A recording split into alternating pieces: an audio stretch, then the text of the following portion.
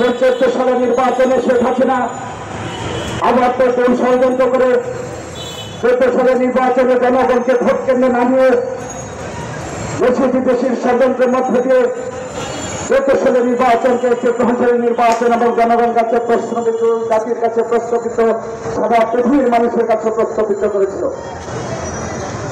এই শেখ হাসিনা 14 নির্বাচন নয়, সর্বশেষ আবার 18 সালের নির্বাচনে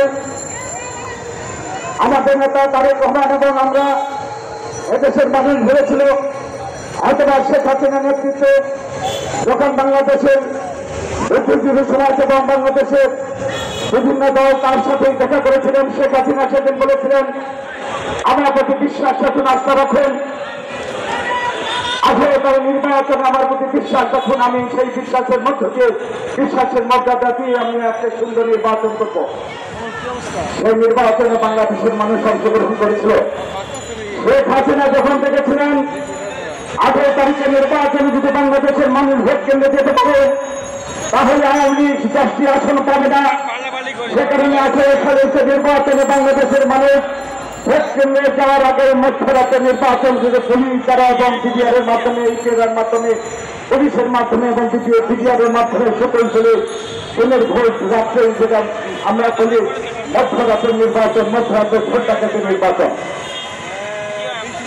আপনারা দেখেছেন কেন 5 তারিখ সৃষ্টি হয়েছে, কেন 5 তারিখ আজকে জাতির কাছে, ইতিহাসের কাছে 5 তারিখ নামের তারিখটা একটা দাম্যযুক্ত মানুষ হিসেবে থাকবে। শুধু 5 তারিখ নয়, শেখ হাসিনা ধীরে ধীরে গণতন্ত্রকে হত্যা করার জন্য এবং ধীরে ধীরে দেশকে তার করার রাজ্যে পরিণত করার জন্য ইলিয়াস আলী থেকে শুরু করে প্রায় আমাদের 1000 নেতা কর্মীকে খুন করেছে।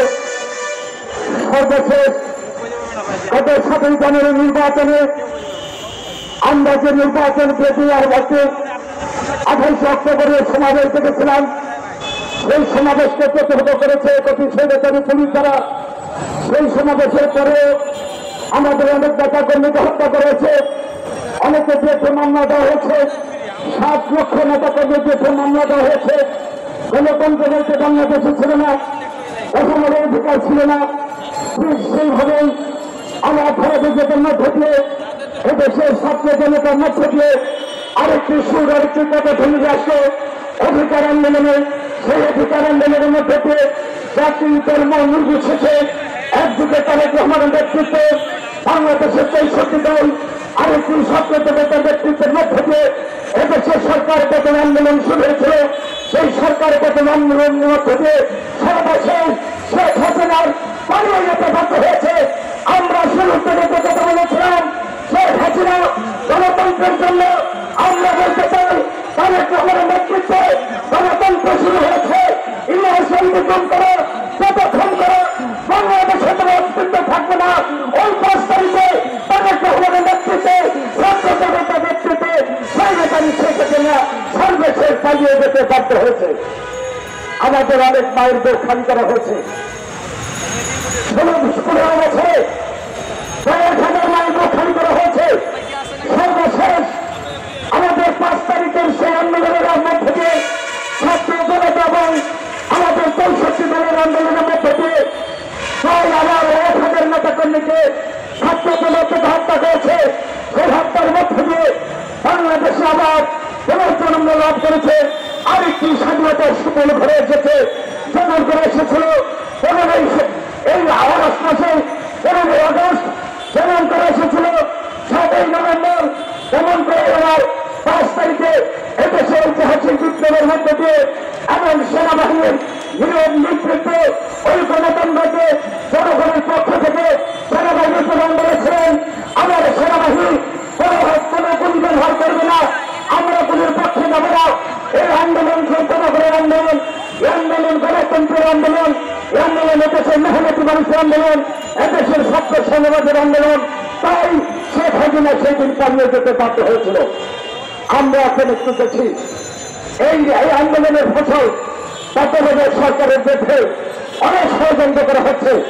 এই কারণে আজকে প্রশ্নবিদ্ধ আমরা বলতে চাই তত্ত্বাবধায়ক সরকার আসার পরে এই সচিবালয়ে আপনারা দেখেছেন আনসারে দামে আরেকটা বিদ্রোহের বাড়ি, সেটা ছিল দেশি বিদেশি সৈন্যের মধ্যে দিয়ে আনসারের মধ্যে দিয়ে আরেকটি জামালা সৃষ্টি করে আমার এর মধ্যে দেখেছেন আমাদের বিভিন্ন জায়গায় সেই পার্বত্য চট্টগ্রামের আন্দোলন, আমাদের সেই গার্মেন্টস ফ্যাক্টরিগুলোর মধ্যে আন্দোলন, অনেক বাড়িঘর জ্বালিয়ে দেওয়া হয়েছে, অনেক দোকানপাট জ্বালিয়ে দেওয়া হয়েছে, অনেক মিল কারখানাগুলো জ্বালিয়ে দেওয়া হয়েছে, একদিকে অনেক নেতা তারা গ্রহণ হয়েছেন।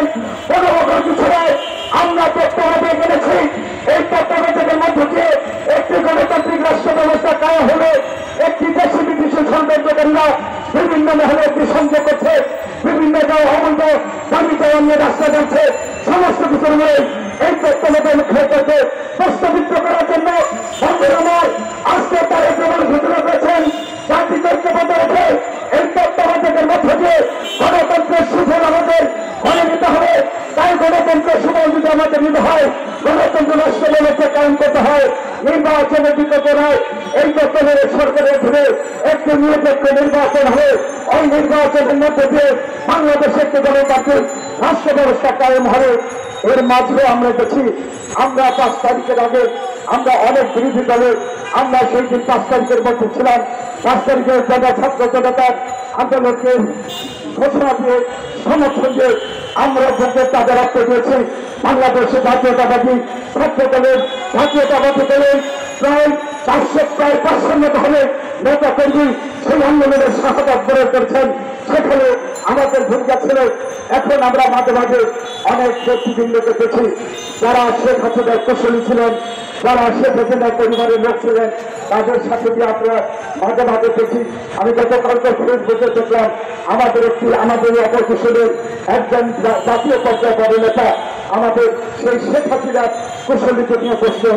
এটা কিন্তু জাতি মেনে নিতে পারে না, কারণ এটা কিন্তু দেশের ছাত্র জনতা মেনে নেবে না। কোন রকম আপনাদের বলতে চাই, কোন প্রশাসনকে আবার ফিরে আনার জন্য আমি সমস্ত বিরোধী দলের নেতা কর্মীদের বলবো, আমার মুখ খালি হয়েছে, আমার মায়ের মুখ খালি হয়েছে, আমার পিতার মুখ খালি হয়েছে, আমার সন্তান ঠিক দিয়েছে, আর আমি ক্ষমা করে দেবো, আমি ক্ষমা ঘোষণা করে দেবো। এইটা স্বাধীন সত্য নয়, এটা রাষ্ট্র বিরোধী, এইটা 5 তারিখের আন্দোলন বিরোধী কথা।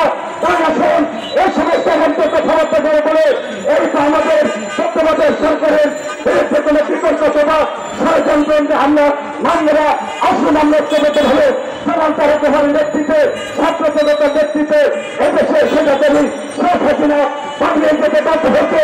তাই যত রকম কত কিছু হোক আন্দোলন সংগ্রামের জন্য আরেকটি নির্বাচনের জন্য আসুন আমরা ওই পেটের সাথে না বসি, ওই পেটের ক্ষমা না করি, ক্ষমা না করে আন্দোলনের ধারণাদের মধ্যে দিয়ে আমরা আরেকটি জাতীয় সরকার প্রতিষ্ঠার জন্য গণতান্ত্রিক শাসন ব্যবস্থার জন্য এই সরকারকে সহায়তা করি।